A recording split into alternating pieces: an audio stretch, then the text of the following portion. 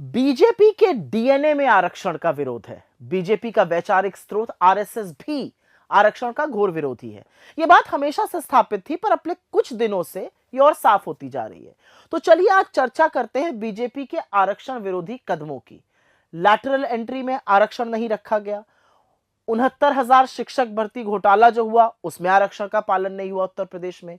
कृषि अनुसंधान एवं शिक्षा विभाग में करीब 368 पदों के लिए छपे विज्ञापन में भी आरक्षण लुप्त है। व्यापक मांग, हर ओर से मांग आ रही है, उसके बावजूद मोदी सरकार जातिगत जनगणना से बचने की कोशिश करती है।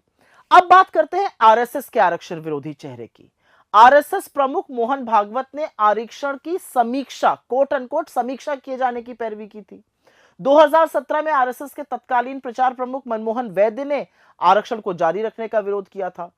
आरएसएस के दूसरे सरसंचालक गुरु गोलवलकर ने अपनी किताब विचार धन में जाति के आधार पर आरक्षण देने का विरोध किया है।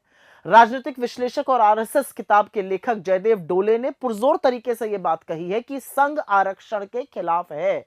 और यही नहीं, आरएसएस में रहे भंवर मेघवंशी जो दलित थे, उन्होंने कहा है कि दलित होने के कारण उनके साथ भेदभाव हुआ, और इसका उल्लेख उन्होंने अपनी किताब I could not be a Hindu story of a Dalit in RSS में बड़े साफ तरीके से किया है।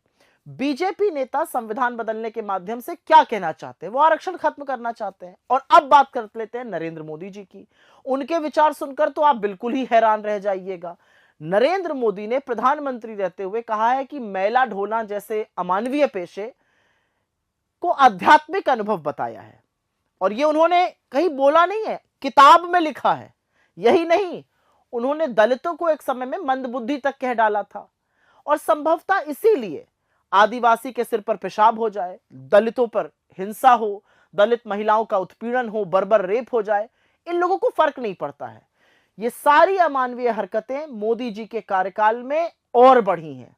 लेकिन बीजेपी, आरएसएस और खुद मोदी जी कितना भी चालें, ना संविधान बदलेगा, ना आरक्षण खत्म होगा, और ना इस देश में शोषित वंचितों के हक का हनन होगा, क्योंकि कांग्रेस ऐसा होने नहीं देगी। और यह बात आप याद रखिएगा।